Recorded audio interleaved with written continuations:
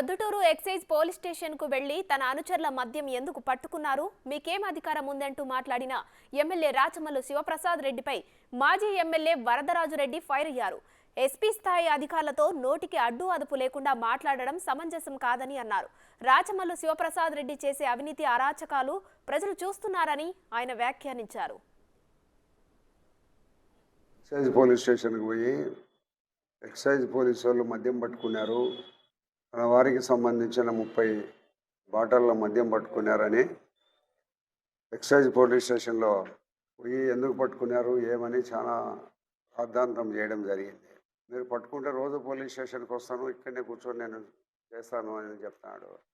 నువ్వు శాసన సభ్యుని అసెంబ్లీలో మాట్లాడే ఒక చట్టం చేయించు. మూడు సీసాల కంటే ఎక్కువ తీసుకొని పోయే విధంగా 20 సీసాలు కానీ 30 సీసాలు కానీ తీసుకొని పోవచ్చును అనేది ఒక చట్టం చేయించు. వాళ్ళకు పట్టుకోవని అధికారాన్ని వాళ్ళకి ఇచ్చి వాళ్ళు పట్టుకుంటే వాళ్ళ మీదకి పోతే ఎట్లా? నువ్వేదో ఎస్పీను వాళ్ళ అమ్మను వాళ్ళ అమ్మ మొగుడిని తిడతాడావు. ఒకరికి నీతులు చెప్పేటప్పుడు మనం ఎంతవరకు నీతివంతంగా ఉండాలనేది ఆలోచించాలా. నువ్వు నీతివంతునివైతే నువ్వు వాళ్ళకు చెప్పాలా. నువ్వు అవినీతిలో విచ్చలవిడిగా మునిగి తేలుతా ఉన్నావు.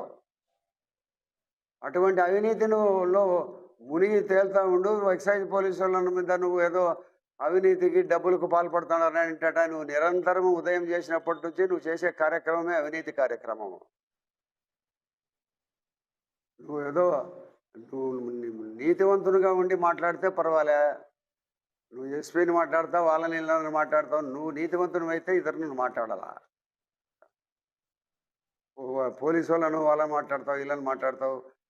జగన్మోహన్ రెడ్డి అవినీతి ఎంత విచ్చలవిడిగా జగన్మోహన్ రెడ్డి నువ్వు ఎమ్మెల్యేలు ఎంపీలు మంత్రులు దోచి పారేస్తాడారే.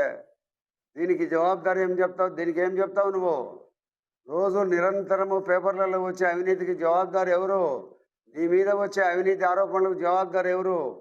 దయచేసి అవినీతిని మాట్లాడే ముందు మనం ఎంత నీతిపరులమని తెలుసుకొని మాట్లాడితే మంచిది.